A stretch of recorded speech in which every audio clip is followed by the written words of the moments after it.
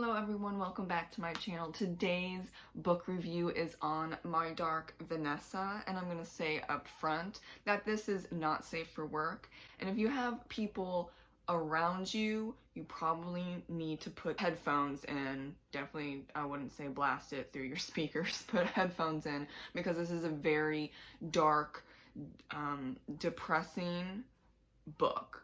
And I'm going to go into some detail, not a lot, but there are a lot of points that need to go into detail for this review, and it's going to be disturbing.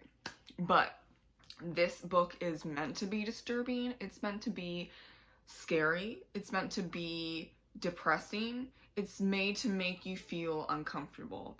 But it's a very important book, it's very well written for what the topic is on, and I think if you can handle this type of book, you need to read it, because this type of predatory behavior happens more often than we think with teen girls, with teachers, or just, anyone in like the educational system. This is very important to know as a teenager, though I don't recommend teenagers reading this book unless, your parent or guardian says A-okay, which I respect that decision.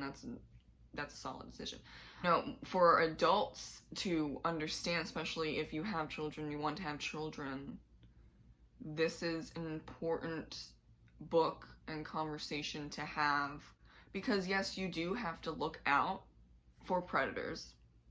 That's one of the things that people don't tell you about when you're about to have children, but it's reality, unfortunately, and it's very important to stay on a plane of reality and take responsibility for watching your children and teenagers very closely at this point in time, especially when you have social media. These predators now have the World Wide Web to play sick games on. Internet is not involved when Vanessa is going to school because it's in the early 2000s, but then you see people outing Strain during the Me Too movement in 2017. So this is a flashback in the early 2000s and then 2017. And I usually don't like jumping back and forth for the timelines, but this was done very well. I didn't even think to myself, oh, this is getting really annoying. It didn't get annoying for me. So thumbs up to Kate for that, because usually I don't want anything to do with jumping back and forth in a timeline, and as much as she does it, but it makes sense to the book. You're not going to understand what happened to Vanessa if you don't jump back, because then you're gonna have to go into flashbacks or huge dialogues of her explaining everything, and it wouldn't work. But Vanessa, when she's a teenager and when she's an adult, she is not a reliable narrator. No, she's not. Especially when she's older and she thinks that she loves Strain, but it's really Stockholm Syndrome? I mean, there might be another word that's better suited for Vanessa and her psychological makeup other than Stockholm Syndrome, but I'm just gonna go with that because I can't think of the other words.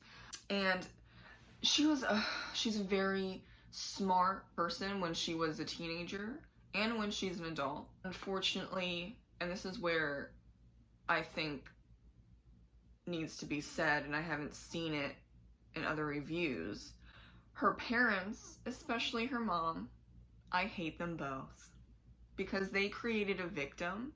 They created a very insecure young woman that doesn't like herself and second guesses herself and just doesn't feel like she's worth anything. And then you have, at 15, she has been set up by her mom especially, but her dad seems to not care, which I didn't.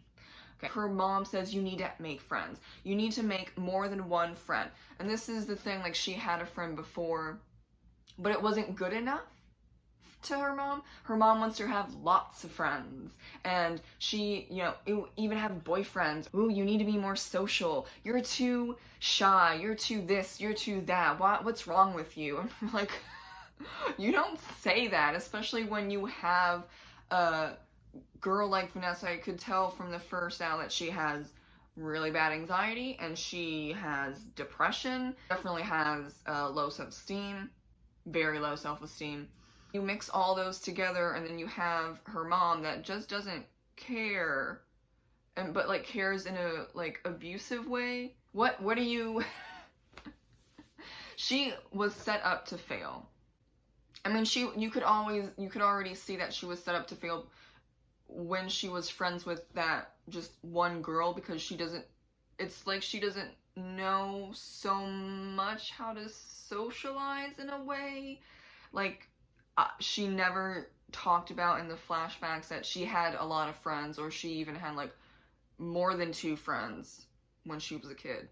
Now, and she doesn't know how to relate to people, and she's very inside herself. And there are a lot of instances where he rapes her, but she doesn't realize that, and she thinks that that is what sex is, and that creates a lot of issues in the rest of her life. She can have, you know, coping mechanisms, she can heal in that way, but it's always going to be there. And you can see that in the 2017 areas when she's saying, no, I loved him and he loved me and it wasn't rape. But then you read the flashbacks and those scenes and, like, you're disassociating. You're not enjoying it. That's not healthy sex. He's using you. He's raping you. And that's one of the disturbing parts of this, because there's a lot of rape scenes in this book. And I mean, I read the book in 2 days because I didn't want to prolong the experience, because it was extremely uncomfortable. And I saw a lot of people saying, oh, I have to take a break from it, and then they took like a month break and then they jumped back in, and then it made it worse for them. I'm like, yeah, you just need to read the whole book like as fast as you can, because as fast as you can in like you comprehending what's going on in the book, because it's important to comprehend what's going on in the book, because it's messed up and it's disturbing and it's very uncomfortable. But you're seeing what abuse is, and people don't want to talk about it. But it's important to talk about, because do you want your teenage daughter to go through this? No, of course you don't. And this is another part where I hate her mom, because in one of the scenes when, you know, she gets kicked out and she has to say sorry for lying about being in a relationship, or like having a crush, like an obsessive crush / relationship with Strain, the teacher, a picture of both of them falls to the floor, and then her mom sees that, and then her mom says, do you want to talk about it? Or we need to go, you know, and tell them what actually happened. And Vanessa says, no. And then her mom just like, okay, well, fine. What do you mean, fine? No, you take the picture, you go to the dean, headmaster, whatever the heck they're called, because she pissed me off too. You go there as a mother, as an adult, and you say, yeah, that it actually happened. My daughter wasn't lying. Go arrest Strain, please, and thank you. And I'm gonna press charges, and I'm going to the media.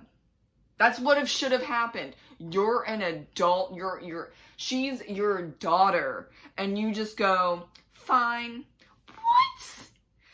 This is where the point of Vanessa has crappy crappy parents that should not have ever had a daughter or any kids. No kids.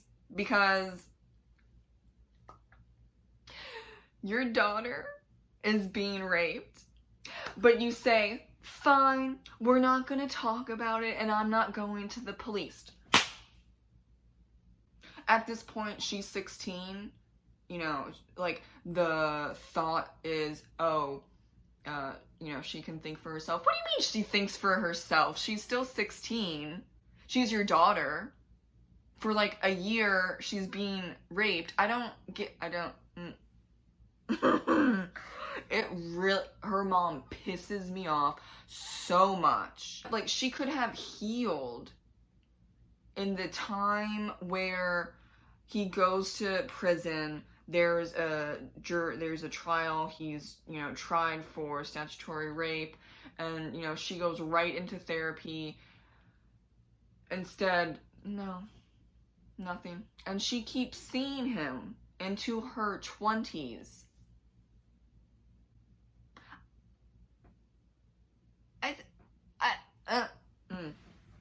She's set up to fail. She is. Her parents, especially her mom, don't care. And her mom doesn't even tell the dad about the picture and what's the truth. So the dad just thinks that she has this huge, like, crazy crush on this, you know, professor at her school, and, like, obsesses over him. And so he's not on the same page. And I don't know if that's completely his fault. He should have pried a little bit more. But, you know, if the mom is just gonna outright lie and say, no, it is what it is, then, I mean, what can you do in that circumstance? I don't know why the motivation is not completely clear with the mom, but it feels like she wants to be best friends with Vanessa. I don't even know if that's true, though. She's just really freaking confusing. She makes no sense. Because what mom or parent wouldn't go to the police with evidence that Vanessa's being abused by her teacher? I don't know. And that's what really got to me. As you can see, like, if her mom was real, I would actually punch her in the face. It is what it is. I would punch her in the face and I would say that you're freaking stupid. And I'm surprised that Vanessa even still talks to you. And Vanessa does. And I can't. I wouldn't, you know, when she goes to therapy and she's still saying that, no, his relationship, he's not abusive, he's not this, he's not that, and her therapist, you know, is just like, we're gonna take some time for you to realize that that's not true. But you can see the frustration in her therapist and the interactions, and then finally Vanessa gets to the point where it's like, okay, yeah, it wasn't a relationship, it was abuse. But it's at the very end of the book, and actually when she gets a dog. I think it's very important to make note of the fact that animals, especially pets, can be very grounding. And when she's talking or when she's thinking with the dog next to her, or like they're out on a walk, she looks down and the dog is looking up at her. With a lot of dogs, they look up at you and you can see that they care about you, and she didn't have that. She never really had that. And so she's now grounded with this dog, and the dog helps her through what was, like, I think it was a panic attack, by grounding her and having, you know, her having to touch the dog's fur and the dog is licking her. And I think that's very important because, like, therapy dogs, emotional support dogs. Starting to heal with her therapist that let her take some time, and with the dog, and not with her parents. Obviously not with, Strange. He finally dies, and I think that's important because she can't call him like what she was doing. She can't reach out to him. She can't stalk him on Facebook. She can't physically see him. Honestly, because he's not in prison for the rest of his life. She couldn't heal, and she couldn't realize that it was abuse because he's around, and for a good, like, from 16 to, I think, like, 22 or maybe 24, I forget the specifics, she was in a relationship with Strain. Early 30s, working in a hotel, and then this Me Too pops up with other girls saying that he was abusive, and then, like, she calls Strain, and then they kind of, they're friends, and they, like, hang out once or twice. I'm like, can I just vomit all over his face? That'd be great. And then I'll punch him in the face. And how can you heal when he's walking free? He's alive. You had a relationship with him 16 to early 20s. You can't. And she's been brainwashed by him so much that it takes him dying to at least the thought process of, with her therapist, not on her own, with her therapist, this was not a relationship that was predatory and abusive, even when you were an adult, because it started when you were 15, and he groomed her, signaled her out, and he groomed her. Now, the thing was, the first instance was he put his hand on her knee and kept it there for, like, what was it? I think it was like 5-10 minutes.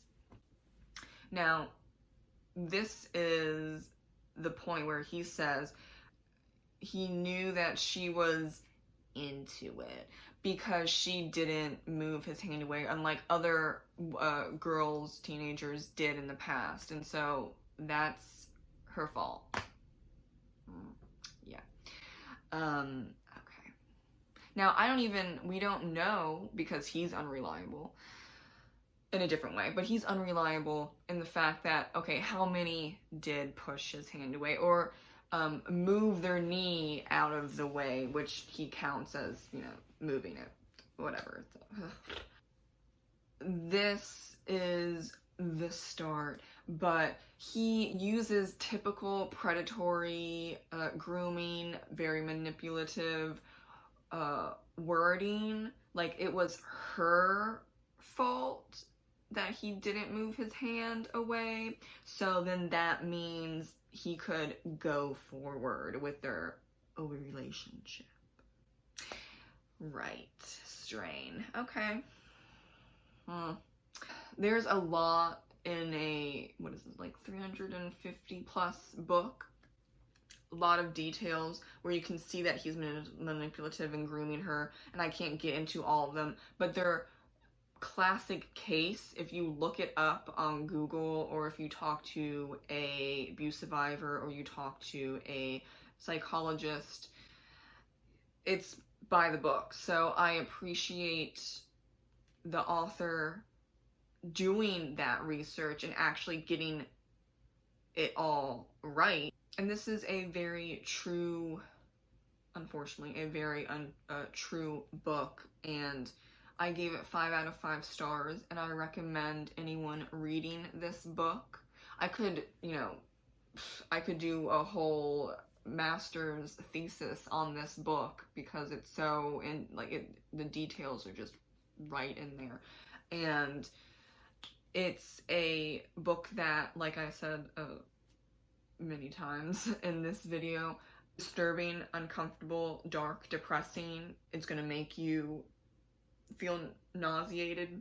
It's an important book, and if you had the coping mechanisms and, in a way, the ability to detach, then I would definitely recommend this book. It's full, obviously, it's chock full of content warnings. Like we already had, you know, I said not safe for work. You need to put some headphones in if you're gonna watch this video. So of course, content warnings all up in that book, but it's an important book, and if you can, please read it. I would be very surprised if this book did not win at least one award for literary fiction, if not a lot of awards. And I think this book will become a literary classic in a decade or two. Thank you so much for watching. I hope you have a great reading day. Bye!